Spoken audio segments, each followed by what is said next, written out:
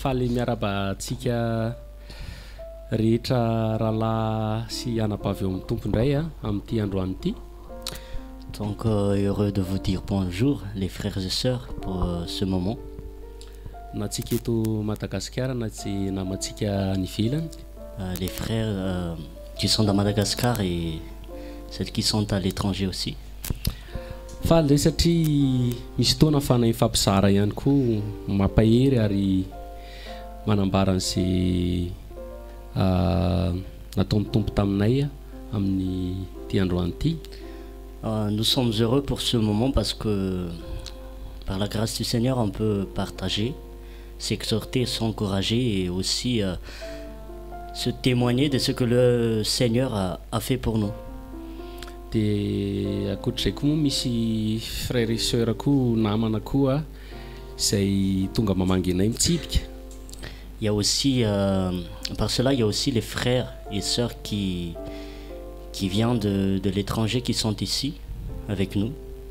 De araka ifampisara aminareo ito zay ny amin'izay fitarihan'ny tompo sy ny amin'ny teny izay sakafo sazany tsirairay araka ny voasoratra hoe menay io nianana sazy isan'andro dia c'est sakafo fitarihan'ny tompo atsika eto ny amin'ny tsara ho fantatra. Donc nous sommes ici tous ensemble pour se laisser conduire par le Seigneur afin de partager sa parole. La parole en fait c'est le pain dont chacun en a besoin. De meko ny tsirairay ngamba ny fitenenana ny amin'ny zay nikasihan'ny tompo zay zavatra tiany tsirairay ho resana dia tsy haiko izy indray fitenenana. Donc je veux donner la parole aux frères et sœurs s'ils veulent partager ou témoigner un peu. Bien avec la présentation s'il vous plaît. Oui, c'est ça. Donc shalom à tous frères et sœurs. Donc moi je m'appelle Mathilda. Arabantsika rehetrarehetra ny anarako dia Mathilda. Et je suis venue de Belgique. Avant Belgique. Voilà, le Seigneur nous a convaincus, mon mari et moi, de venir à Madagascar, pardon. Dia tena ndresen'ny tompo lahatra zay zay mivady mba ho avy eto à Madagascar. Et c'est là qu'on voit aussi vraiment que le Seigneur est vivant parce que nous on ne connaît pas du tout ce pays. Dia tena hitanay be mihitsy hoe velona ny tompo satria raha zahay zao dia tena tsy fantatra mihitsy ty fireneny ty mombamomba azy. On connaissait personne ici non plus. Ary tsy mahafantatra olona ty mihitsy koa zahay. Mais le Seigneur connaît les besoins de ses enfants, connaît les besoins des nations. Fa ny tompo malala tsara ny zavatra ilain'ireo zanany sy ny zavatra ilain'ny firenena tsirairay ihany koa. Et alors il sait aussi qui utiliser à quel moment. Dia izy koa malala hoe izy ny tokony ampiasaina amin'ny fotoana izay tokony ampiasana azy. Même si nous-mêmes on ne comprend pas très bien, on ne comprend pas toujours ses voies. Avant d'arriver ici, on ne comprenait pas pourquoi est-ce que il nous a envoyés à Madagascar. Eny fa na dia matetika aza tsy azontsika ilay fomba firesana ny feoany satria zahay zao tamin'ny vao tonga teto tsy dia tena mbola tsy tena nazava taminay inona ny antony tena nitondran'ny tompo anay eto. Mais depuis qu'on est arrivé, on comprend petit à petit. Le Seigneur nous ouvre les yeux, le Seigneur nous fait comprendre pourquoi il nous a attirés ici en fait. Fa rehefa tonga teto à Madagascar dia nanomboka ny sokafan'ny tompo tsikelikely ny masonay mba azahoanay sy afantaranay ny antony ny antsony anay hoe ho avy eto. Il nous montre vraiment les besoins du peuple et les besoins matériels mais aussi les besoins spirituels. Dia tena sehoan'ny tompo anay ny zavatra ilain'ny olona indrindraindrindra ny ara-materialy fa mihoatra n'izany ihany koa ny hoe zavatra ilain-jareo ara-panahy. Et on comprend aussi qu'on est vraiment des instruments inutiles entre ses mains. Ary tena azonay sy tsapanay mihitsy hoe tena fitaovana tsy misy, tena hoe fitaovana tsy mahasoa zahay, tsy misy ilavana azy eo ampelantanany. Et moi, le Seigneur permettra qu'on partage davantage, mais vraiment depuis qu'on est arrivé ici, pour ma part en tout cas, je comprends à quel point le Seigneur sait toutes choses et il contrôle les moindres détails. Dia tena tamin'ny fotoana ahafahana mizara an'ilay izy moa zany dia tena hoe tamin'ny fotoana natongavana teto dia tena aseho an'ny tompo ilay izy a, ataon'ny tompo tena tsapako ary hitako hoe tena ny tompo ny feno zavatra rehetrarehetra. Voilà, gloire au Seigneur, je passe la parole. Dia voninahitra ho an'ny tompo a omeko atakila indray fitenenana. Alors, shalom frères et sœurs. Miarabantsika rahalahy sy anabavy. Donc moi je me présente, je suis frère Lionel. Dia za rahalahy Lionel. Je viens de la Belgique, donc je suis l'époux de Mathilda. Avy any Belgique za ny vadiny Mathilda. Et comme mon épouse disait, on ne sait pas comment on s'est retrouvé ici dans ce pays. Araka ny tenen'ny vadiko teo hoe tena tsy azona mihitsy hoe fa maninona ary zay nentin'ny tompo eto amin'ity firenena ity. C'est vraiment le Saint-Esprit qui nous a attirés dans ce lieu. Enfin, fa tena ny fanamasina no nitarika anay eto amin'ity toerana ity. Et je leur rends grâce parce que on comprend pourquoi tout doucement nous sommes ici en fait. Dia tena isaoranay ny tompo satria tena hoe nefantatra itsikelikely ny antony tondrany anay teto. On comprend qu'on a vraiment tant à apprendre, beaucoup à apprendre encore. Dia tena fantatra ihany koa nataony azonay be dia be ny zavatra mbola tokony ianaranay. Quand j'entends les frères et sœurs ici, franchement je bénis le Seigneur pour la sagesse qu'il y a dans ce pays. Dia rehefa mihaino ny rahalahy sy ny anabavy ety zay dia tena isaorana ny tompony amin'ny fahendrena zay omeny eto amin'ity firenena ity. Et que le Seigneur puisse encore les conduire et les guider. Dia mba tena hoe mbola tarihan'ny tompo hatrany izy ireo. Amen. Shalom, frères et sœurs. Miarabantsika rahalahy sy anabavy. Moi, c'est la sœur Emeline. Izaho ranabavy Emeline. Je suis arrivée de la Réunion le 18 de ce mois. Tamin'ny 18 septembre no tonga avy any La Réunion za. Et c'était la première fois que j'arrive ici et je connaissais par rapport à ce que les frères et sœurs de La Réunion racontaient. Et là, j'ai vu de mes propres yeux. Dia voalohany aho zao no teto Madagasikara fa nafantatra ihany tamin'ny firesahana sy ny fitantaran'ireo rahalahy sy anabavy avy any La Réunion fa amin'izao fotoana izao zany tena hoe masoko mihitsy ny mahita. Et dans un premier temps, j'étais très surprise très reconnaissante et surprise de l'accueil des frères et sœurs ici, chaleureux. Vraiment, ça m'a beaucoup touchée. J'ai même pas les mots, tous les jours je suis émue. Dia tena nakasika be anahy raha vao tonga taty ary tena hoe voakasika be tena akasitrahako ilay izy ary tena gaga ihany koa ny amin'ny fomba fandraisan'ireo rahalahy sy anabavy raha vao tonga zahay. Et c'est pas seulement les frères et sœurs, même les enfants, là où on m'a accueilli, vraiment les enfants, à chaque fois quand je pars, ils disent « Ah, tu vas rentrer le soir, tu vas revenir ». Je suis vraiment touchée. C'est incroyable. Vraiment, les frères qui étaient venus à La Réunion, les frères qui étaient venus, ils avaient dit qu'il y avait un accueil incroyable. Et tant qu'on n'a pas vécu ça, on peut croire, mais un peu. Mais quand on a vécu, c'est autre chose. Dia tsy hoe ireo rahalahy sy anabavy fa na ny ankizy ary zany amin'ny fandraisana tena hoe mahafinaritra sady tena mahakasika. Hatramin'izay moa zany dia fitantaran'ny rahalahy sy anabavy tany La Réunion hoe mahafinaritra ny fandraisana any sy ny sisa fa rehefa tena niainana ilay izy dia tena mihoatra sady hafa mihitsy noho ny fitantaran'izy ireo. Tena hoe hafa mihitsy rehefa niainana ilay fandraisan'ilay rahalahy sy anabavy taty. Donc on est encore ici pour quelques jours. On va continuer à partager tous ensemble ce qu'on a et puis que l'Esprit nous conduise dans Yeshua. Dia mbola hoe tsy izay mandritra ny andro maromaro mbola miaraka dia ny tompo any tena hitarika ny fanamasina tena hitarika ny tsirairay avy ao anatin'izay ao amin'ny tompo amin'ny Yeshua. Amen.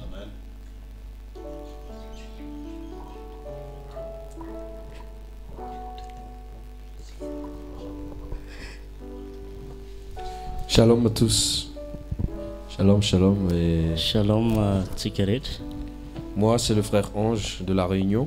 Dia zany Ange avy any à La Réunion.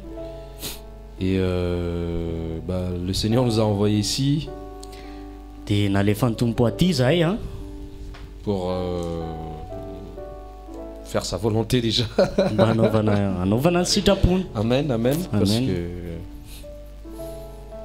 c'est tout ce qui compte en fait, c'est de faire la volonté du Seigneur. Satria ny zava-dehibe indrindra dia manao ny sitrapon'ny tompo.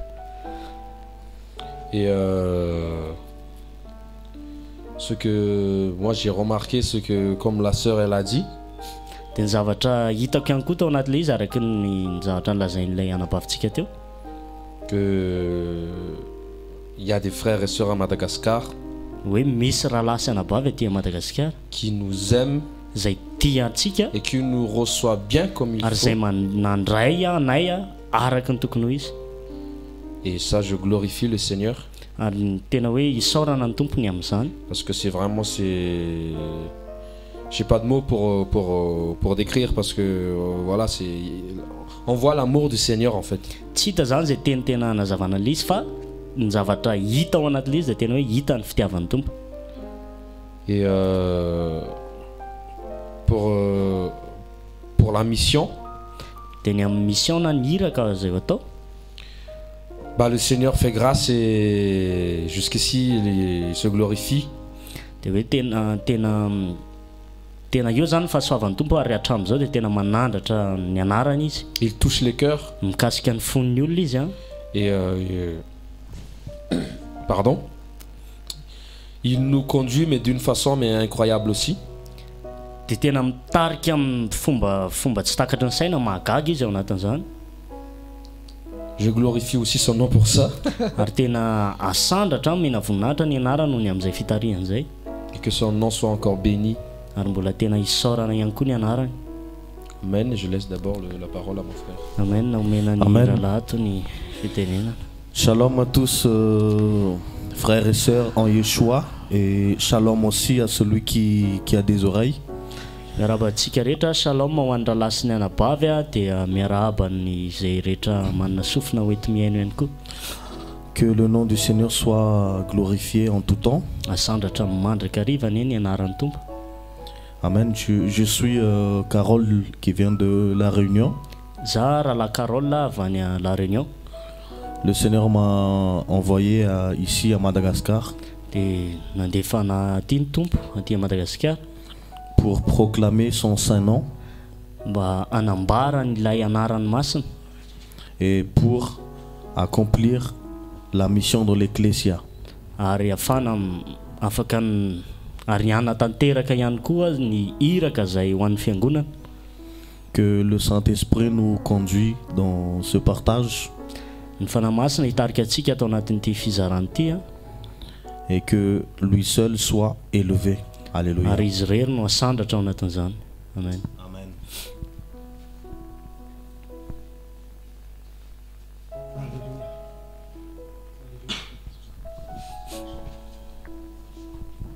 Alléluia. Alléluia. Fiadanana daholo antsika rehetra indray izay afaka mbola miaino araka ny tenin'ny rahalasana boafy teo. Que la paix du Seigneur soit sur nous pour tout ce qui peut écouter selon que le frère a dit tout à l'heure. Dia tonga soa daholo nareo Et bienvenue les frères et sœurs. Amen. satria izay mihitsy moa ny fiangonana Parce que vraiment c'est ça l'église. tsy mifantoka amin'ny Madagasikara rery Ça ne concerne pas tout simplement Madagascar, fa manerana an'izao tontolo izao mihitsy mais toutes les nations. satria izay ilay vatan'ny Masia, Parce que c'est ça le corps du Mashiach. izay ilay ankohonana. C'est ça la famille. Dia faly izay mandray anareo. Et nous sommes très heureux de vous recevoir. Nareo moa teo nilaza ihany koa fa faly koa nareo niraisinay. Et tout à l'heure, vous avez dit que vous étiez content de notre accueil. Dia izay mihitsy ilay ankohonana. Alors que c'est ça vraiment, c'est ça en fait la famille. Alléluia. Alléluia. Afaka mifampizara ihany koa tsika mahakasika an'izay hoe nahatongavanareo tety. On peut aussi partager à propos de la raison pour laquelle vous êtes venus. Dia raha misy afaka mifampizara mbola omena anareo ihany aloha ny fitenenana. Et on vous donne encore la parole afin que vous puissiez partager. mba hampaherezana ny vatan'ny Masia. Pour encourager le corps du Machia. Amen. Amen. Amen. Shalom daholo. Shalom tout le monde.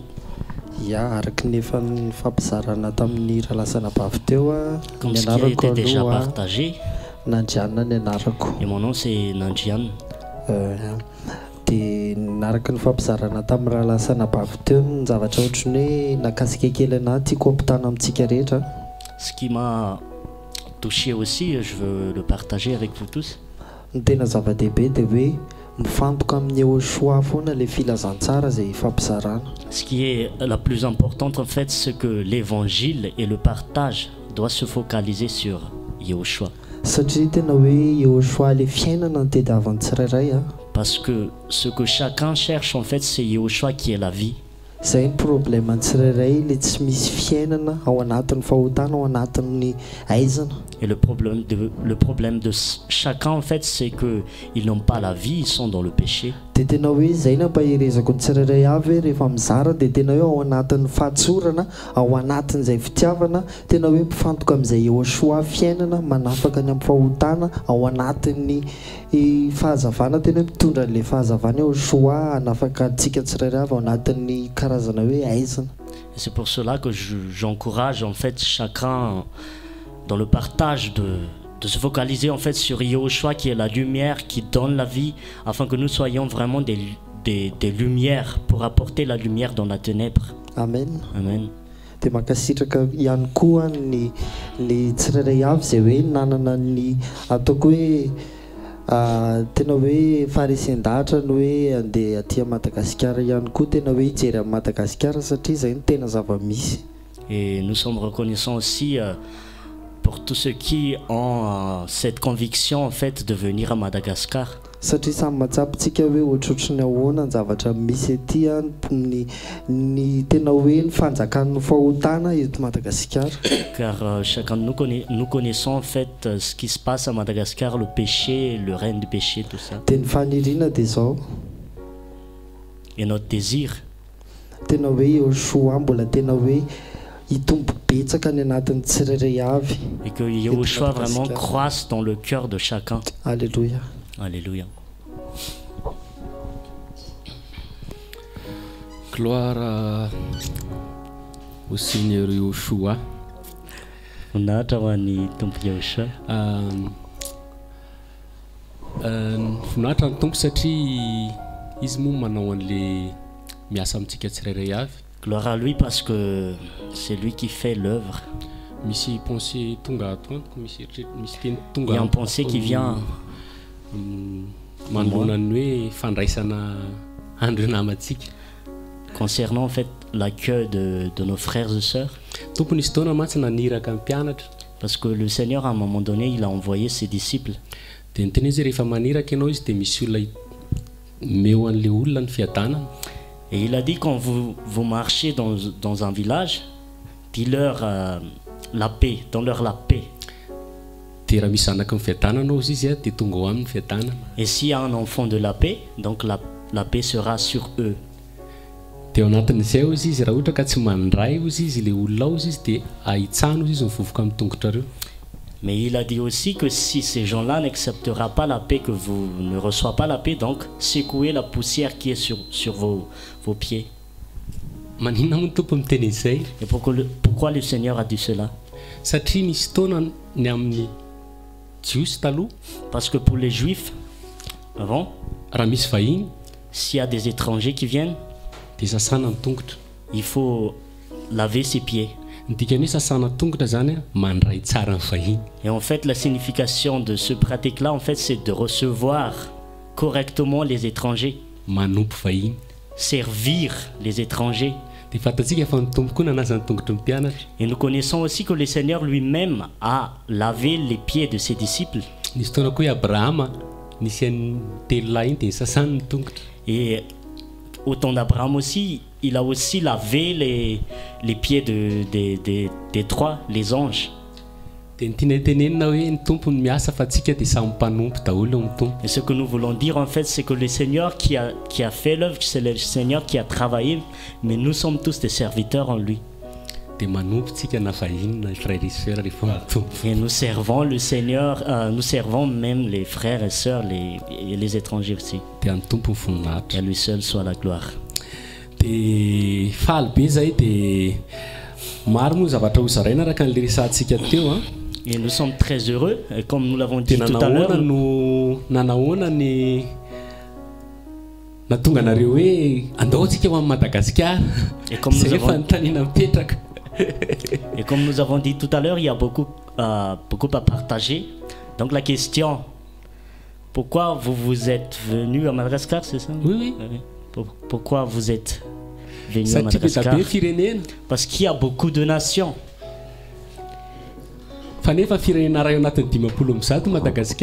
Et Madagascar, c'est une seule nation parmi les 150.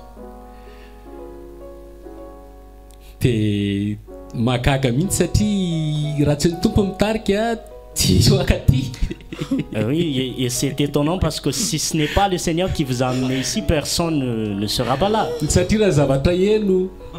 Et les rumeurs qu'on entend à propos de Madagascar sur les journaux, peut-être aller à Madagascar, non, c'est pas possible.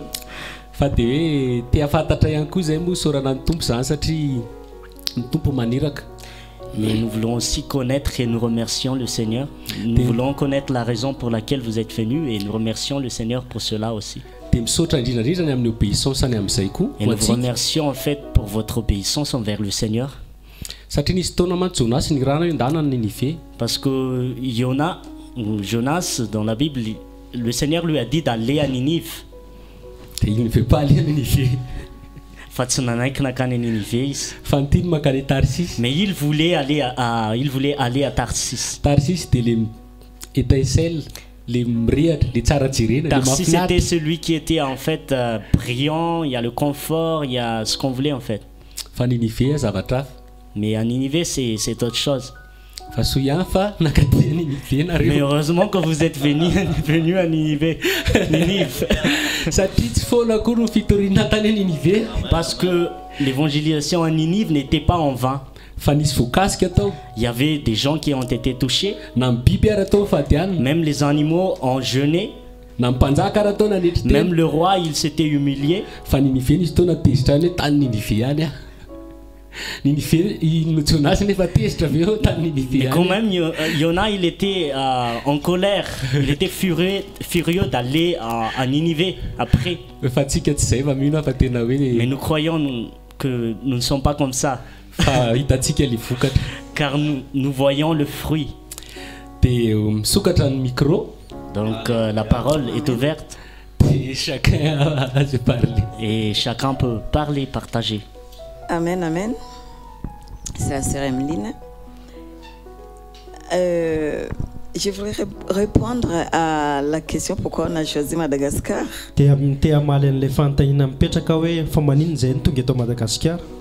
Donc nous venons de la Réunion. On est en relation avec les frères d'ici en fait. On a une association déjà. Dia manana fifandraisana amin'ny rahalasana bavy eto amin'ny firenena zay eto Madagasikara ary misy fikambanana ara-tsosialy association iarahana amin'ny zareo. Donc on collecte les choses là-bas pour les envoyer par bateau. Dia manangona ny entana zay mba ho alefa aty Madagasikara amin'ny alalan'ny sambo. Pour venir en aide aux nécessiteux, aux pauvres, aux orphelins, aux prisonniers.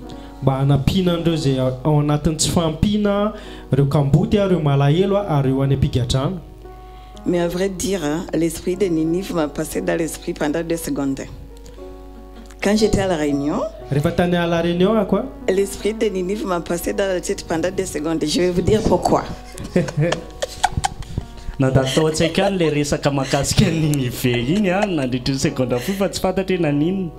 fait, à chaque fois, les frères envoyaient les programmes qu'on allait faire. dia isaky ny fotoana mandefa alefandrareo foana moa programme sy fandaharam-potoana zay ho atao aty à Madagascar. Et moi, je sais que je suis née de nouveau il n'y a pas longtemps, il y a peut-être 2 ans et demi. Et j'ai trouvé que la tâche était tellement grande. Satria le izy ndearahana tao anatin'le izy eo amin'ny rotona sy tapany eo ngamba dia hitako hoe le zavatra miandro zany tena zavatra be. À chaque fois, je me disais, mais comment on va faire? C'est énorme pour nous. Dia ozy foana hoe tena ahoana no ataontsika amin'io fa asa be io atsika. Mais le Seigneur, il est tout puissant, c'est lui qui fait toutes choses. Fa ny tompo tena mahery ary izy manao zavatra rehetrarehetra. Nous ne sommes rien, nous sommes poussière. Tsika tsinitsinina. Nous sommes que les instruments inutiles. Vovoka tsika ary fitaovana tsy maso tsisy ilavana anazy akory. Voilà, donc je voulais juste dire que l'esprit d'ennemi m'a passé vraiment dans l'esprit pendant 2 secondes. Je me suis dit, j'y vais ou j'y vais pas. Dia tiako zaraina mihitsy zay hoe le resaka Ninive io zany tamin'izaho mbola tany la réunion tena nandalo tao an-tsaiko tao dia hoe andeha ary asa tsy andeha. Voilà, donc le Seigneur il s'est glorifié. Dia tena nanandratra ny anarany tompo. On est là. Dia ndreto zahay. Merci Yeshua. Saotra ny Yeshua. Amen. Et pour réagir à ce que tu dis, ma sœur, mba ahafahako mamaly an'izay niteneninao zay ranabavy. On voit vraiment que le Seigneur a préparé des choses ici d'avance. Dia hitantsika mihitsy fa tena hoe fa nanomana zavatra mialoha ny tompo. Et qu'en fait, comme on est encore des corps de chair, en effet, cet esprit de Ninive, comme tu l'appelles, je crois qu'il nous a tous touchés. Et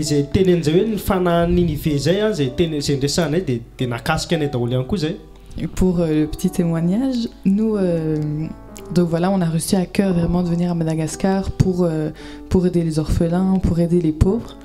Tena hoe ny antony tena anisan'ny tena nahatongavana eto Madagasikara dia ny anampony Kamboty ny anampony malahelo sy ny malahelo. Mais dans tout ce séjour, puisque par la grâce du Seigneur ça fait 1 an qu'on est mariés.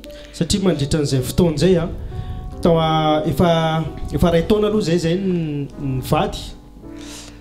On s'est dit qu'on allait quand même pouvoir profiter quelques jours. Et donc on a fait des recherches et on a vu qu'il y avait un très beau coin à Madagascar qui s'appelle Sainte-Marie. Fikarohana kely zay nandritran'izay fotoana zay tany anaty internet dia nahita toerana zay teto Madagascar, toerana tsara any Sainte-Marie. Et donc on s'est dit, ok, au milieu du séjour, on va prendre 4 jours comme ça pour aller se reposer, profiter en amoureux. Dia nifanaiky zay mivady hoe aka fotoana ihany tsika efatrandro dia mba hanararoatra kely ho anay mivady rery ho any Sainte-Marie. Mais en fait, le Seigneur est tout puissant. Tena mahery nefa ny tompo. Et quand on a rencontré les frères et sœurs, quand on s'est mis à partager, quand on s'est mis à parler des programmes qui allaient arriver,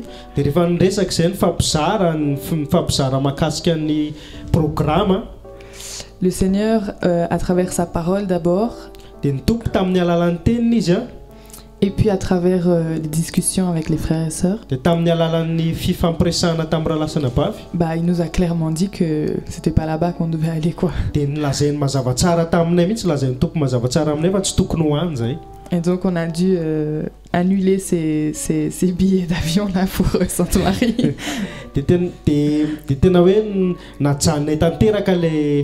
Le fandianana makany na ny piano avion ary ny avion dia natsanona tanteraka. Mais tout ça pour son œuvre en fait. Dia zany rehetra zany nefa tena hoe ho an'le asan'ny tompo mihitsy zany. Et je comment dire,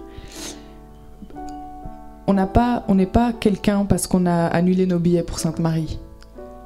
On n'est pas, je veux dire, c'est pas nous-mêmes qui tout d'un coup, oui, c'est pas nous qui décidons que, ok, Sainte-Marie, en fait, c'est pas important.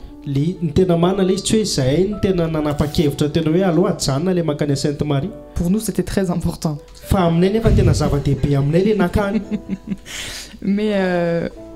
Mais comme le frère a dit, en fait, c'est l'obéissance, en fait. L'obéissance vaut mieux que le sacrifice. dia tahaka ny tenen'ilay rahalahy teo mihitsy hoe tena le fankatoavana satria mifankatoavana ny tsara indrindra no le fanatitra.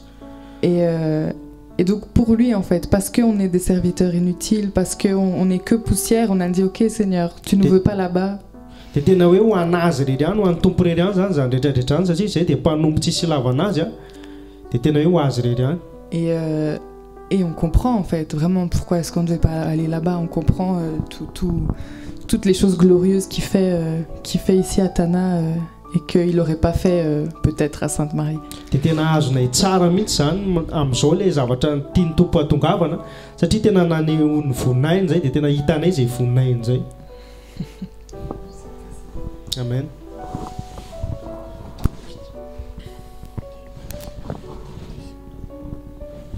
Amen. Le Seigneur est bon. Tsara ny tompo. Tsara ny tompo manoloana an'izany rehetra zany. Le Seigneur est bon devant toutes ces choses. Amaly kely an'le fanontaniany Sokomisa. Je veux répondre un peu à la question de notre grand frère Miss. Hoe inona no nanosika ana za manokana aloha inona nanosika ho aty à Madagascar. Qu'est-ce qui m'a poussé de venir à Madagascar? De ny valiny de la réponse c'est que fankatoavana ny tompo, l'obéissance au Seigneur. Satria ny tompo miteny any amin'ny 1 Petros 1:22. Le Seigneur dit dans 1 Petros 1:22 fa fanadiovana ny fankatoavana. Parce que l'obéissance c'est une purification. On va le lire.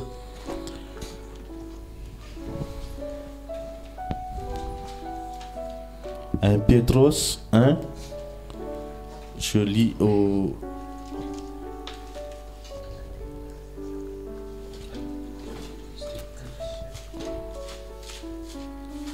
Petros voalohany toko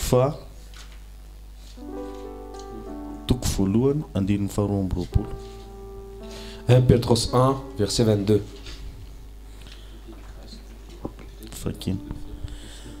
Fakiko amin'ny toko faraka amby roapolo.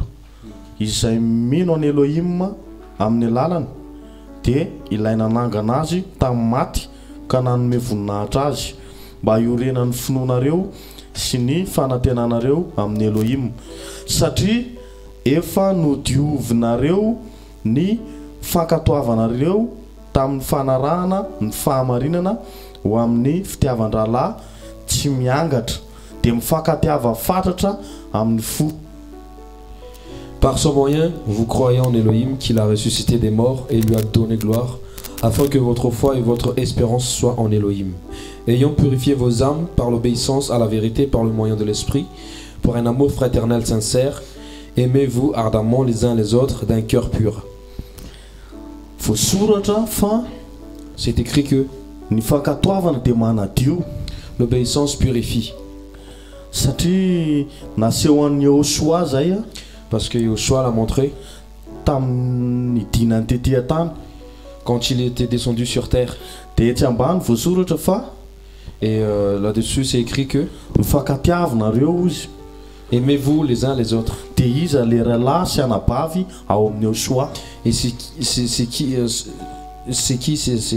sont les frères et sœurs en Yoshua. Et c'est pour ça que je suis venu à Madagascar premièrement. J'obéis le Seigneur parce qu'il m'a envoyé. Et il a mis à cœur dans mon cœur l'amour pour les frères et sœurs à Madagascar. Avant même que l'on se voit, en fait, on s'aimait déjà. Et je remercie Yoshua parce que j'ai pu l'obéir. Parce que c'est difficile d'obéir au Seigneur.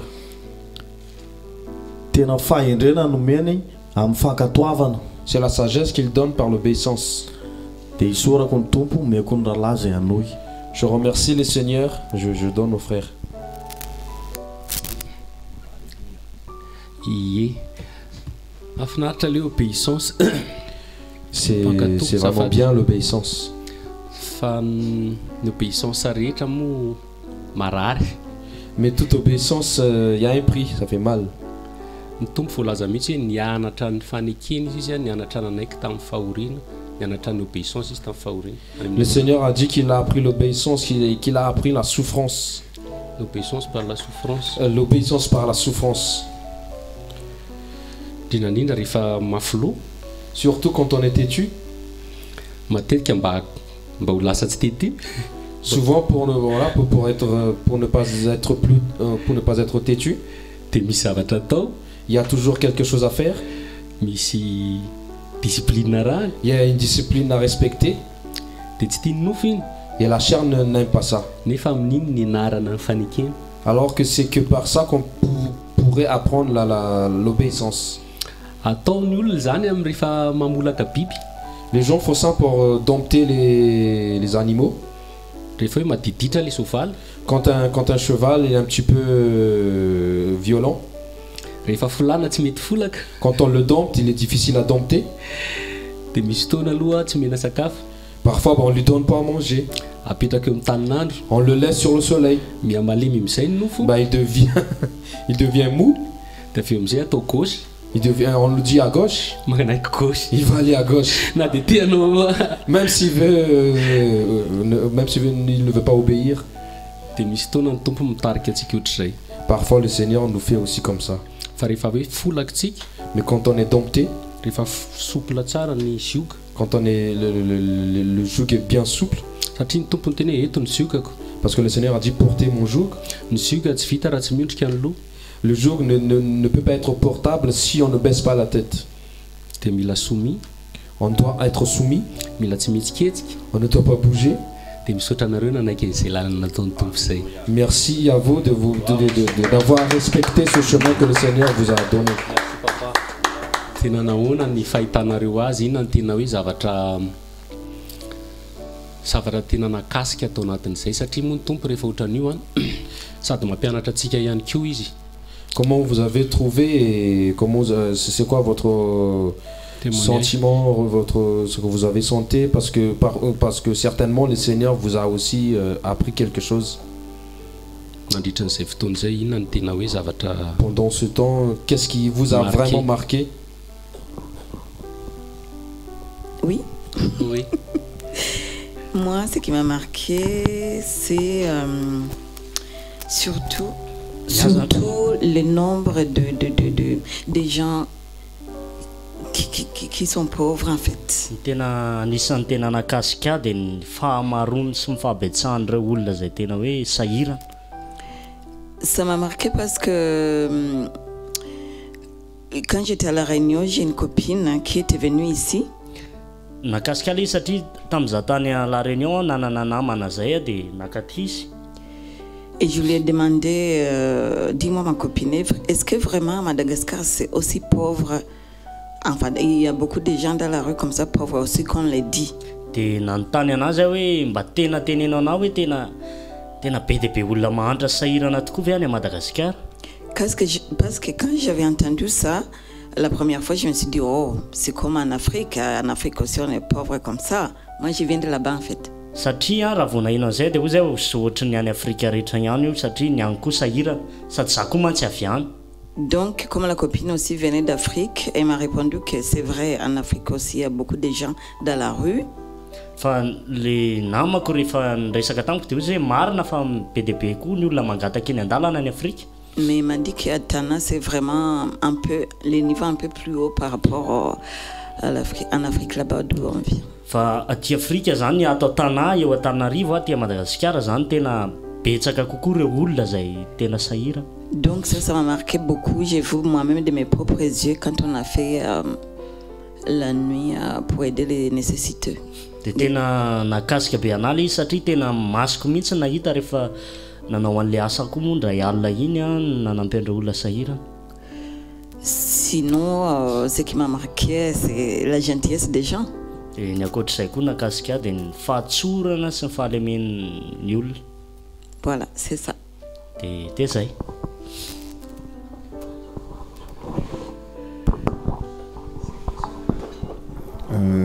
Ce qui m'a marqué à Madagascar, c'est la pauvreté aussi.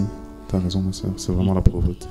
Ny tena nakasika teto Madagasikara koa dia ohatrohatr'izay ihany le fahantrana zany.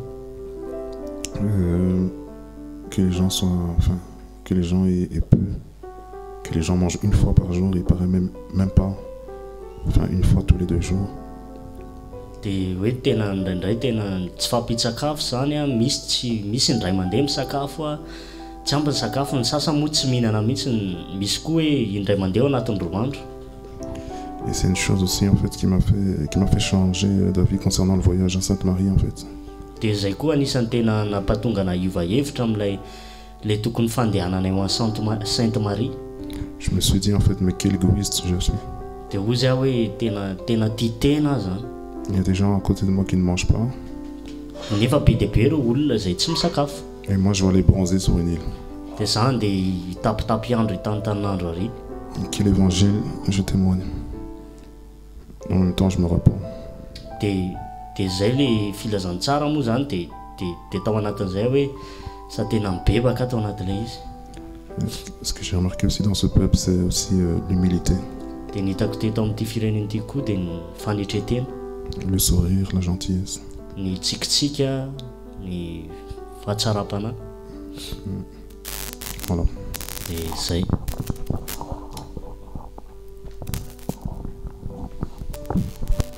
Amen.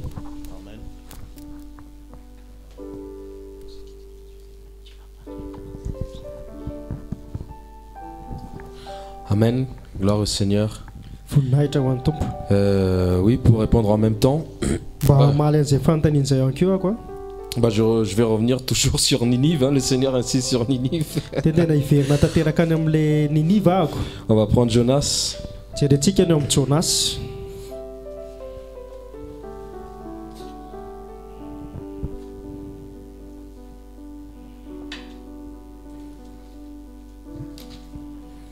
Jonas, chapitre 1, verset 2. Je prends juste le verset 2.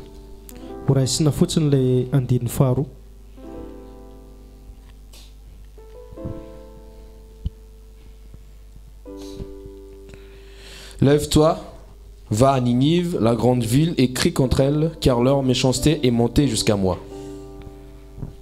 Mitsangana makanesany a Ninive ilay tanàna lehibe ary miantsony amin'ny famelezana azy fa tafakatra eto anatrehako ny faharatsiny. Amen. Amen. Je réponds en même temps à la question du frère. Sady amaly ihany any amin'ilay fanontaniany rahalahy teo. En même temps, le Seigneur aussi nous appelle à se lever. Dia ny tompo koa anatin'izay nefa ny miantso antsika mba hitsangana antsika. Donc le Seigneur nous dit, lève-toi. Là il dit à Jonas, lève-toi.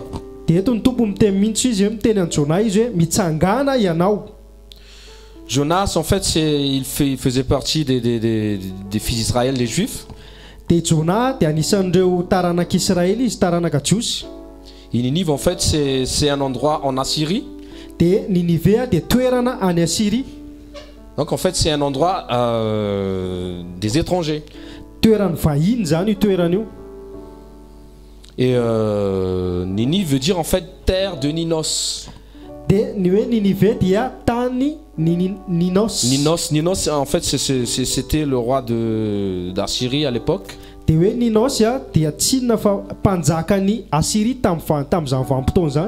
apparemment en fait le Ninos en fait c'est en même temps aussi dans la mythologie grecque c'est une descendante d'Héraclès. Dia ny hoe Ninos koa dia anisan'ny hoe teny eo amin'ny mythologie le izy avy amin'ny teny hoe taranaka. Fils d'Héraclès, Taranaki Héraclès. Oui, Taranaki Héraclès. Donc en fait c'est considéré comme des dieux. Dia ny tena napetraka ho tahaka ny Andriamanitra izy, Elohim. Donc en fait Ninive en fait c'était une terre de démons on va dire. dia tsinona zany ny tena marina zany ny tanàna ny Ninive dia tanàna ny démonie mihitsy. Une terre en fait où les démons ont régné. Toerana zay tena anjakan'ny démony. Le péché régnait. Ny fahotana no manjaka. Et le Seigneur en fait il a réveillé Jonas, il a dit lève-toi. Dia ny tompo a nampifohany Jonas dia niteny izy hoe mitsangana ianao. Va. Mandehana. Donc déjà c'est ce qu'on a reçu aussi d'aller en fait. Dia zay koa voarayanay hoe ny hoe mandeha. Du coup en fait on est venu à Madagascar. Ny hoe nahatongavana eto Madagascar c'est de prêcher l'évangile. Dia nitoro ny filazantsara. Parce que Madagascar est devenu comme Ninive.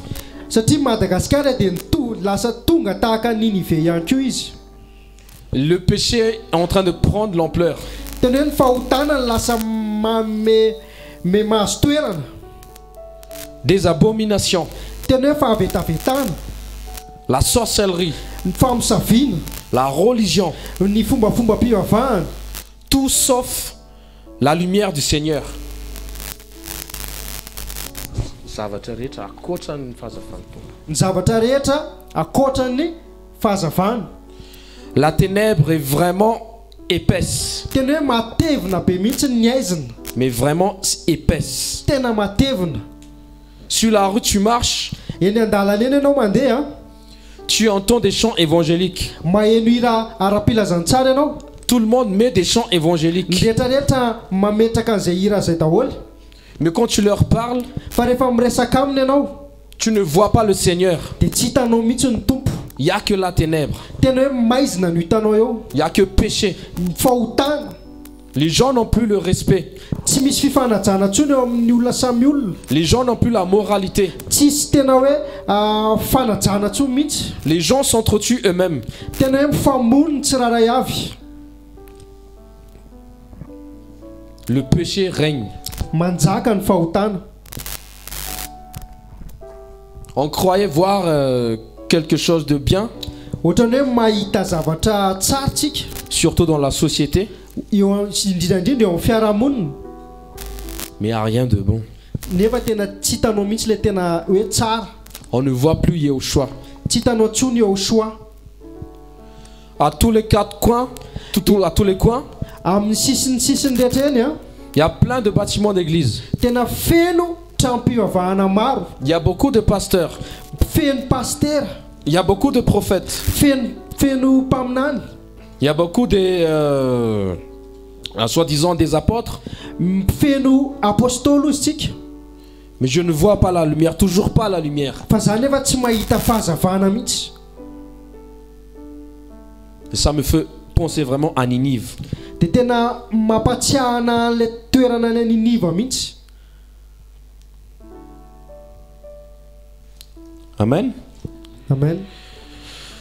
Du coup, le Seigneur nous a dit de venir. Ny tompo anefa niteny anay hoe tongava. De nous-mêmes, on ne voudrait pas venir. Raha izay manokana dia tsy te handeha zahay. Parce que nous, on préférerait rester avec notre famille. Zay raha izay manokana dia hijanona hiaraka ny fianakaviana zay.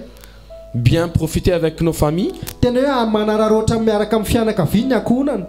Mais le Seigneur dit, fa ny tompo milaza mihitsy. Va. Mandehana ianao. Va parce que j'ai un peuple. Mandehana ianao fa za manana mponinao, manana vahoaka ao. J'ai un peuple à Madagascar. Za manana vahoaka ao à Madagascar. Donc c'est vraiment la raison pour laquelle le Seigneur nous a envoyés. Tena zay mihitsy ny tena antony mahatonga ny tompo nandefanay taty. Le Seigneur a déjà permis un réveil à Madagascar. Ny tompo nefa efa namela ihany koa fifoazana teto Madagascar. Mais le Seigneur veut que ça prenne de l'ampleur.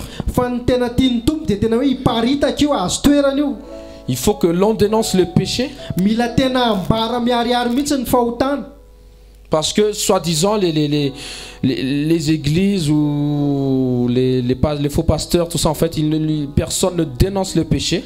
Hitatsika fa na ny fiangonana izay lazaintsika hoe fiangonana lazaintsika hoe pasteur dia tsisy manambara intsony ny fahotana. Donc du coup c'est en fait la lumière que le Seigneur veut, la lumière, le Seigneur nous dit aussi que nous sommes la lumière. Dia ny tompo nefa milaza amintsika tsara fa isika hoy izy ny fahazavana. Donc c'est à nous de donner cette lumière. Dia isika no natao hanome an'izay fahazavana zay ihany koa. C'est à nous aussi de présenter cette lumière. Dia ho antsika ihany koa no tokony hampafantatra ny olona le fahazavana. Parce que c'est toujours dans la ténèbre que la lumière doit apparaître. Satria ao amin'ny maizina foana ny sehony mazava. Et c'est comme dit au Genèse, dia tahaka ny teny ao amin'ny Genesis, que la lumière apparaît. dia miposaka ny mazava. Et c'est nous qui devons apporter cette lumière. Dia isika no natao an'izay hoe hitondra an'izay fahazavana zay. Par la grâce du Seigneur, Amin'ny fahasoavan'ny Tompo, nous allons présenter cette lumière. tena hoe anambara an'io fahazavana io, tsika aneho an'io fahazavana io. Parce que même le vrai nom du Seigneur, Na dia ny anaran'ny Tompo mihitsy le tena anarany. c'est vraiment c'est une nouvelle chose pour les gens. Dia tena hoe manoloana amin'ny olona maro ohatra ny zava-baovao le anarany. Donc le fait de le présenter ce nom, Tena hoe tokony hoe ny hoe ampafantatra an'io anarany io c'est déjà une lumière. dia afa anisan'ny fahazavana ihany koa zay. Parce que c'est important de faire connaître aux gens le nom du Seigneur. Satria tena tsara indrindra ary tena anisan'ny zava-dehibe ny manambara an'izay anaran'ny Tompo zay tena anaran'izay. Amen. Amen. Et quand vous voyez bien dans Jonas, Dia rehefa hitantsika tsara ny eo amin'ny Jona il a voulu éviter. dia tena tsy teo andeha ho amin'ny mihitsy izy. Notre chair veut l'éviter. Nofontsika dia mandaha zay antso zay mihitsy. Mais quand le Seigneur il décide, Fa rehefa ny Tompo ny manapa-kevitra on a beau à détourner, dia tena mila miveriny tsika. Dia mety hiodintsika. mais le Seigneur va toujours nous faire arriver jusqu'à la fin. Fa amin'ny farany foana dia ny Tompo ihany mamerina antsika any amin'le tiana tongavana. C'est lui qui décide. Izy no manapa-kevitra. Il est souverain. Izy no maso mandidy. Donc on est à Madagascar Noho izany eto Madagasikara zao zay par sa volonté. noho ny sitrapony. Amen. Amen. Amen.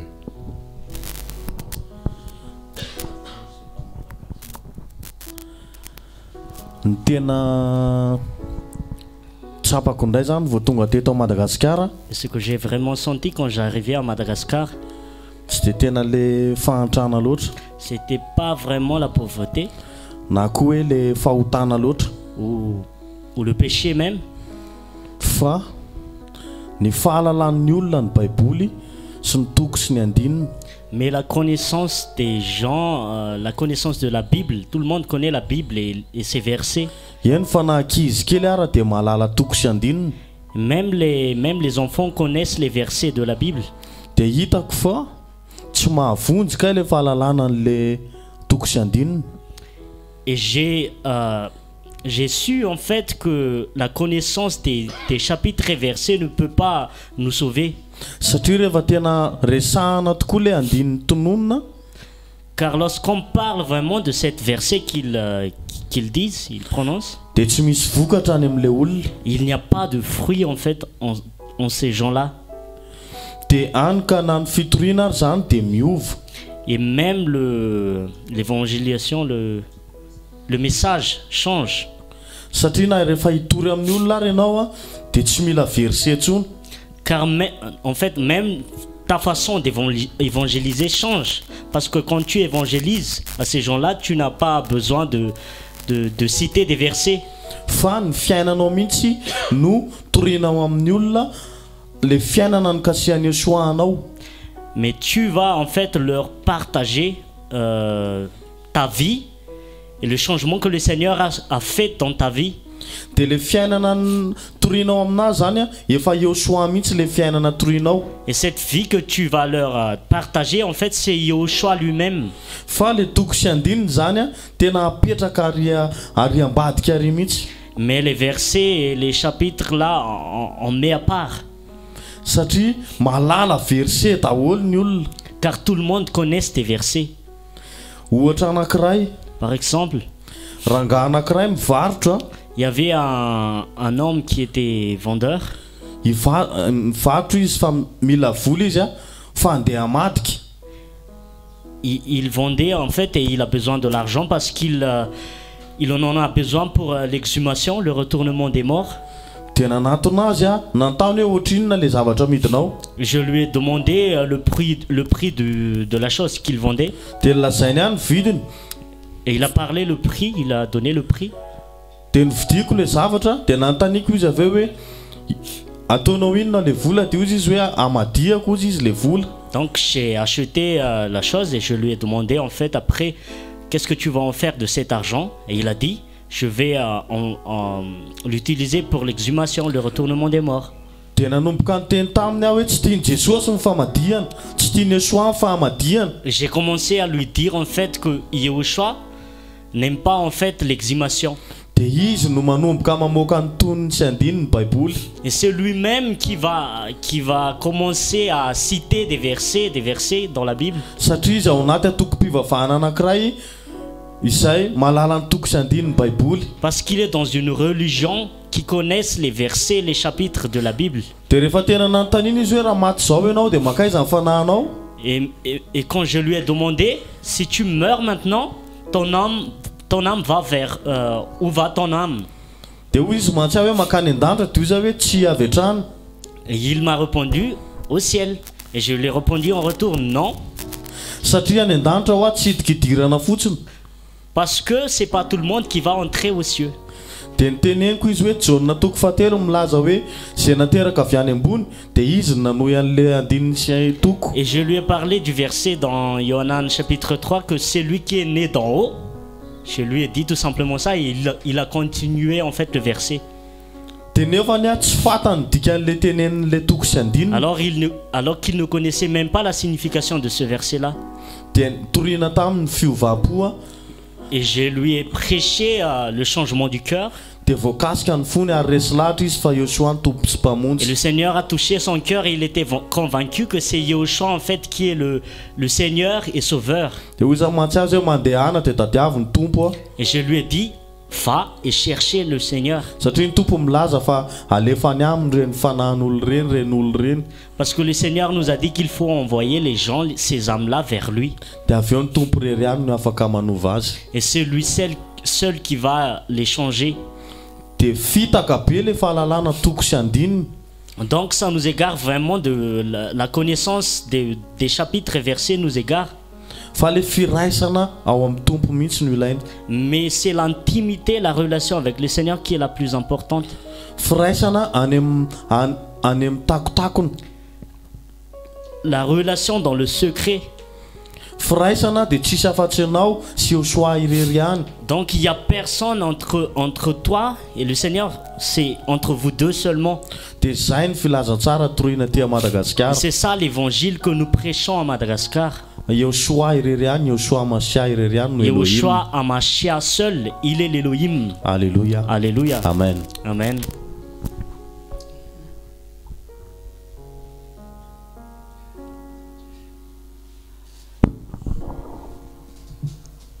C'est vrai qu'il y a beaucoup de religiosité à Madagascar. Dia tena hita le izy loha hoe tena misy ny fanarahana ary be dia be ny fanarahana fombafomba-pivavahana eto Madagascar. On voit que, comme le frère a dit, tout le monde a déjà entendu parler du Seigneur. Araky ny lazain'le raha teo hoe ny olona rehetra zany fanaheny daholo mahakasika ny tompo. D'ailleurs, quand même on se promène, d'ailleurs, il y a beaucoup d'églises. Dia hita be le izy satria izy tamin'izay nandehandeha teny dia be ireo trano fivavahana. Et quand on partage, comme le frère a dit, les gens connaissent les versets, les gens entendent tous les jours presque parler du Seigneur d'une manière ou d'une autre. Dia araky le nitenen'le raha teo ihany koa ny olona rehetra zany tena ny akamaroan'ny olona malala andiny tsoratra masina daholo maheny foana isan'andro resaka Baiboly. Que ce soit des gens qui évangélisent au marché. Dia misy ihany koa ao anatin'izany ireo mitory filazantsara eny an-tsena. Ou même hier on était en prison. Dia ohatra zao zay ohatra tany Amponja Omaly. Et en fait on voit à quel point il y a un système mis en place où toutes les heures, toutes les 2 heures, toutes les heures et demie, il y a une nouvelle dénomination, si je peux dire, qui vient pour prêcher en fait. Dia hita ilay izy hoe misy zany ny rafitra efa napetraka zareo ao anatin'ny mety hoe isaky ny adiny roa na isaky ny adiny telo mba hiavin'ireo anarana toko-piangonana toko-pinoana maro isan-karazany tonga hitory filazantsara. Hier par exemple, donc nous on est venu partager la parole d'Elohim, la vérité, la vie, le chemin. Mal zay ohatra ny tonga ny zara ny teny velon'ny Elohim, lalana sy fiainana ary famarina. Et en fait, on a dû partir parce qu'il y avait des musulmans qui venaient. Dia tsy maintsy nandeha zay satria tapitra le fepitoana tokony hitorianay fa ici silamo avy avy eo. On voit à quel point, comme on a déjà partagé entre nous, les gens viennent semer les uns après les autres, et alors il faut venir déraciner tout ce qui a été semé pour ressemer la bonne semence en fait. Dia araka ny fampizarantsika teo tena be dia be zany olona tonga mamafi fa mba ahafahantsika mamafy dia tena mila manongotra an'le fakaratsy rehetrarehetra zay nafafin'ny fahavalo mba ahafahantsika mamafy an'ilay votsara. Et c'est chaud parce que là où on vient déraciner, semer, eh ben, juste derrière il y a quelqu'un qui vient encore semer autre chose, la mauvaise semence. Dia sarotra le izy ary mafy le izy satria rehefa tonga zay dia nanongotra dia namafy dia nefa avy taoriananay vao vetivety eo dia efa misy ndray mamafy an'ilay voratsy. Mais dans tout ça, on voit quand même à quel point le Seigneur est bon. Fa nefa ao anatin'izany rehetrarehetra zany dia tena mbola hita hoe tena tsara ny tompo. Parce que il y a des cœurs qui sont touchés. Satria misy ireo fo zay tena voakasika. On voit vraiment au plus les jours passent, au plus les gens à qui on partage, que ce soit dans la rue, que ce soit je sais pas, celle qui nous sert le petit déjeuner à l'hôtel, que ce soit même en prison, on voit que il y a des cœurs qui sont disposés en fait. Dia rehefa mandeha ny fotoana dia tena hitanao hoe nareo olona zay nampina teny andalana na ny olona miserviranay any amin'ny hôtely na nireo olona tany amponja dia hita hoe misy fo misokatra zany mandray an'ilay teny. Et c'est dans ça aussi que le Seigneur il nous encourage vraiment. Ary ao anatin'izany dia tena amin'ny alalan'izany mampahery anay ny tompo. Et il nous confirme vraiment aussi que c'est lui qui nous appelle. Ary manamarina izy hoe izy no miantso. Parce qu'on voit en fait ces cœurs qui se disposent et ces vies qui vont être sauvées, ces semences qui vont mûrir en fait. Satria hita le fovonina mandray an'le teny le fiainana zay hovain'ny tompo ary le vo zay zany hoe fo afahan'le vo mitondra vo koa rehefa avy eo. Simplement, quand on a été partager les pains la nuit aux mendiants. Ohatra amin'izany fotsiny zao rehefa nandeha nizara mofo tamin'ireny olona sahirana teny amoron-dalana ireny. Eh ben ça a été le début d'une volonté de prendre un baptême. Dia betsaka dia tao anatin'izay dia efa nisy ny olona tapa-kevitra resy lahatra tao batisa. Et en fait, au plus les jours passent, au plus le nombre de personnes grandit. Dia rehefa vao may nandroso ny fotoana dia isan'andro dia hitanao hoe mitombo foana le isan'olona resy lahatra. Et ça c'est vraiment glorieux et on voit à quel point le Seigneur est fidèle en fait. Dia amin'izany rehetrarehetra zany tena hita ny tompo hoe mahatoky izy sady be voninahitra. Et à quel point c'est lui qui œuvre. Ary vao may tena hita zany hoe izy no miasa ao anatin'ilay izy. Et c'est lui qui veille sur son œuvre. Ary izy ihany koa no miambina ny asa no vita araka ny tokony ho izy. Donc il envoie des personnes du bout du monde. Dia mandefa olona avy any amin'ny tany lavitra avy any izy firenena hafa. Ou même de moins loin, parce qu'il y a vous aussi qui êtes malgache. Na avy any avy eto akaiky na avy eto toerana ho antsika eto ihany koa. Mais c'est comme c'est lui qui a prévu cette œuvre d'avance. Fa satria izy nefa nandamina sy nahalala ny ty asa ty dia ny meloa. Eh ben il est fidèle et il fait fructifier en fait cette œuvre. Dia matoky izy ary ataony mitondra vokatra le asa. Amen. Et je voudrais vraiment encore glorifier le Seigneur parce que pour tout ce qu'on voit de jour après jour s'accomplir en fait. Dia tena mbola te ame voninahitra ny tompo ao anatin'izany satria be dia be le zavatra hita hoe mety ateraka ao anatin'le asa isan'andro. Amen. Amen.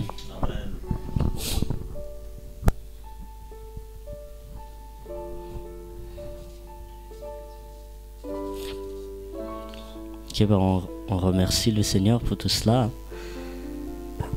Zorantsika ny tompony amin'izany rehetrarehetra zany. Parce que vraiment, comme ce qui a été dit tout à l'heure, satria araka ny voalaza rehetra teo le Seigneur il se glorifie dia tena hoe mahazo voninahitra mihitsy ny tompo. et il est fidèle dans son œuvre. Dia tena mahatoky izy amin'ny asany. Et à chaque fois il nous enseigne, il nous montre. Dia matety tena hoe ao anatin'izay tsika dia tena hoe sady ampianariny amin'izay asany zay que nous sommes rien, tena hoe tsinitsininy sika, que nous sommes des serviteurs inutiles en fait. tena hoe mpanompo tsisy lavana azy mihitsy tsika ny tena marina. Et on voit très bien qu'il a pu utiliser en fait quelqu'un d'autre qui est plus capable. Mety hoe afaka tena mampiasa olona hafa mihitsy izy hoe afaka mahavita an'ilay izy. Heureusement, soa ihany sa force s'accomplit dans les faiblesses en fait. soa ihany fa ny heriny dia tanterahana amin'ny fahalemena mihitsy. Et il se glorifie pour tout ce qu'il fait en fait. Dia tena hoe mahazo voninahitra izy amin'izay rehetra ataony mihitsy. Et personnellement, je suis vraiment touché à cause vraiment le Seigneur en fait montre qu'il aime vraiment Madagascar. Za manokana tena voakasika mihitsy satria tena asehoan'ny tompo mihitsy hoe tena tiany Madagascar. Et comme vous avez dit tout à l'heure, il y a pas même une seule raison de venir à Madagascar là. Dia araka ny teninareo teo mihitsy tsy hitako mihitsy hoe inona ny antony tena atongavaka eto Madagascar. Avec les choses qui se passent ici, amin'ireo zavatra mitranga maro isan-karazany eto, avec la mentalité, la moralité des Malgaches. amin'ny fotom-pisainan'ny malagasy ny fomba fijeriny. Mais malgré cela, fa na dia nisy azy zany rehetra zany le Seigneur montre toujours qu'il aime les pécheurs. dia tena asehoan'ny tompo mihitsy hoe tena tiany ny mpanota. Car nous étions aussi comme ça avant. Satria tahaka izany koa tsika teo aloha. Et ça nous touche beaucoup en fait de vous voir ici. Dia tena mahakasika be anay mihitsy ny fahatongavanareo teto. Non seulement pour la mission, tsy hoe eo ihany ny hoe ny iraka, mais aussi de se voir en fait. Dia tena hoe le fifankahitana mivantana De mihitsy. voir la famille Tena hoe mifankahita amin'ilay ankohonana. qui vient du bout du monde en fait. Tena hoe avy lavitra any dia mifankahita. À cause de l'amour du Machia Noho ny fitiavana Machia qui bouillonne en fait dans chacun de nous. izay tena hoe mangotraka ao anatin'ny tsiraray avy mihitsy. Et ça nous touche beaucoup. Dia tena mahakasika anay zany rehetra zany. Et c'est étonnant en fait l'œuvre du Seigneur. Dia tena mahagaga mihitsy ny asan'ny tompo. Et gloire à lui seul. Dia ho azy irery ihany ny voninahitra. Amen. Amen.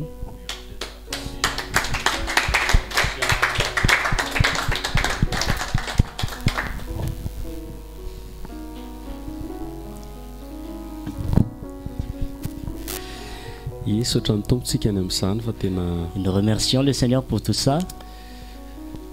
la famille Fianakaviana, Yankunan. Zay moa le mitovy raha C'est ça en fait, d'avoir le même sang. satria tsika natsoin'ny tompo hoe sacrificateur. Car le Seigneur nous a appelés comme étant des prêtres. Pour être des prêtres. Teny fifandraisan'ny teny mpisorona nefa tsy maintsy taranaka-arona. Et les prêtres doivent être des descendants d'Aaron. Dia nefa tsika amin'izao hoe ny ran'ny tompo no mpisorona be. Et là maintenant c'est Yehoshua notre Seigneur qui est le grand prêtre. Dia ny famille spirituelle tonga dia mifankahazoazo po na vola tsy mifankahita. Et la famille spirituelle, ça, il y a une connexion qui se fait normalement, même si c'est la première fois qu'on se voit. Satria misy raha anankiray itovizana Parce qu'il y a le même sang qui coule, ampisorona be antsika dia Yoshua. qui venait en fait du grand prêtre. Notre grand prêtre, c'est Yehoshua. Dia mandeha automatique fotsiny rehefa mahita raha lasy anabavy. Et la relation se fait automatiquement quand on se voit. Tsisy elanelana Il n'y a pas de distance. dia mahafinaritra le izy. Et c'est merveilleux. C'est Dia raha merveilleux. rina mbola iverenantsika Et nous, en fait, nous souhaitons votre retour à la prochaine fois. mais l'Albert sera de plus en plus. Fa hitombo ny hazavana, mbola hitombo ny hazavana. Araka ny tenin'ny tompo tany Andrele misy ihany ny reste. Comme le Seigneur a dit autant qu'il y a encore les restes, Misy sisa ihany eto il y a encore des restes ici à Madagascar izay mijoro ny famarinana, qui tient ferme dans la vérité, miaro ny filazantsara, qui défend l'évangile, manohatra ny aizina, qui en fait combat la ténèbre ary manongotra manongotra manongotra et qui déracine, déracine et déracine. fa be da be ny asa araka ny tenin'ny tompo. Car il y a beaucoup d'œuvres, comme le Seigneur l'a dit. Betsaka ny vokatra fampiasa ny vitsy. Oui, c'est ça. Ok, je pense que c'est déjà traduit. La moisson est grande, mais il y a peu d'ouvriers. Merci, Seigneur. Car on remercie le Seigneur parce qu'il a dit priez au propriétaire de la moisson. Et il vous donnera des ouvriers. Et nous remercions car vous êtes les ouvriers du Seigneur. Car nous avons prié pour ça. Et il a donné, il a ajouté. Et nous le remercions et gloire à lui seul. Alléluia. Et nous remercions le Seigneur. On va finir, on va prier. Ok. Si vous avez encore d'autres choses, quelque chose. Ok. Donc je voudrais dire que Madagascar est vraiment béni. Madagascar a fait partie de l'Afrique. Madagascar isan'ny Afrique. Et moi je viens de la Tanzanie, là-bas, Afrique de l'Est. Tanzanie, Afrique andrefana. Mais là-bas il n'y a pas encore la sainte doctrine, les gens sont encore dans les bâtiments. Dia any tsy misy an'le tena fampianarana, tsy misy cléma fa mbola any anatin'ireny trano fivavahana ireny olona. Moi j'avais été là-bas l'année dernière, décembre et janvier. Tamin'ny farany taona, tamin'ny décembre janvier tany. Pourtant mes petits frères et sœurs, nous sommes nés dans le Seigneur. Mes parents étaient dans le Seigneur vraiment très bien, mais ils sont encore dans les bâtiments. Dia ireo rahalahiko sy zandriko any zao tena hoe tao amin'ny tompo zareo teraka tao amin'ny tompo kanefa ary zareo mbola any anatin'ireny trano fivavahana be reny. La sainte doctrine n'est pas encore arrivée là-bas pour l'instant. Ary mbola tsy tonga any ilay filazantsara tsy misy clé. Et donc le Seigneur a essayé de me guider petit à petit, de partager ce que j'ai reçu. Dia nanomboka nitarihan'ny tompo tsikelikely izaran'ilay ireo zavatra izay efa voarayako. Et c'est très très difficile de convaincre les gens qui sont. C'est plus facile de convaincre quelqu'un qui est dans le, enfin qui n'est pas, qui est dans le monde en fait. Dia izy tena hoe moramora kokoa zany mandresy lahatra an'ireo olona eto amin'izao tontolo zao. Que quelqu'un qui est dans les bâtiments. Noho n'ireo olona izay any anatin'ireny trano be reny asy ao anaty fombafomba pivavahana. Donc c'est pour ça que j'ai dit Madagascar est béni. La sainte doctrine est arrivée ici vraiment jusque dans les fins fonds de là où c'est difficile d'accès. Dia zay mampatonga ana miteny tena voata mihitsy Madagasikara satria le fampianarana tsy misy cléma zany tena miparitaka ary tonga any amin'ny tena any amin'izay tena hoe toerana maizina. Donc vous ici vous êtes tout près de la Tanzanie, si un jour le Seigneur vous met à cœur, eh bien tenareo eto akaiky ny Tanzanie nareo dia raha petraky ny tompo any aminareo le izy vraiment ils ont besoin. Dia mandehana any fa tena ilainy zareo le izy. Voilà, c'est ça que je voulais Amen, dire. alléluia. Zay ny tena tiako resana ihany koa. Gloire au Seigneur. Nahatra ho an'ny tompo. Moi, je voulais juste dire une dernière chose par rapport à la famille en Yoshua. Teny zavatra kely fotsiny mahakasika le hoe ankonana fianakaviana amin'ny Yoshua. Nous, c'est notre première mission. Dia ho anay le izy tena hoe ty zao ny mission anay voalohany, ny iraka voalohany nataonay. Donc on savait pas très bien à quoi s'attendre. Dia zany hoe tao anatin'izay tena mbola tsy fantatray loatra hoe inona ny tena hiseho sitranga. Et en fait, c'est vraiment incroyable à quel point le Seigneur rassemble ses enfants. Ary tena hita hoe tena mahagaga ny fomba fanangonan'ny tompo an'ireo zany. Et en fait, comme le frère a dit, on voit qu'il y a le même sang dia araky ny tenen'le rahalahy teo hoe tena hita le izy hoe misy raha mitovy mikorina ao anaty. On voit que c'est le même esprit. Hita le izy hoe fanaharay ihany. Il n'y a pas de malaise, il n'y a pas d'incompréhension, il n'y a pas de langage différent. Tsy misy zavatra hafahafa be zany, tsy misy fomba fiteny hafahafa be hoe tsy azo na fifandraisana sarotra be ao anaty le izy. Et ça, enfin, moi je trouve ça vraiment incroyable parce que, je veux dire, vraiment la Belgique et Madagascar c'est loin quoi. Dia hitako le izy hoe tena magaga satria Belgique sy Madagascar zany tena mifanalavitra. Et comment on peut imaginer que, enfin je sais pas, qu'il y ait des rassemblements comme ça pour son nom à lui en fait. Tena ahoana moa zany ny ampieritrretana hoe izy fiombonana ohatr'izao noho ny amin'ny anarany. Moi je trouve ça vraiment glorieux et hitako le izy hoe tena be voninahitra ny tompo ao anaty le izy. Et très très beau. Ary tena mahafinaritra ihany koa le izy. Et très encourageant. Ary tena mampahery. Amen. Amen. Alléluia, alléluia, alléluia. Amen.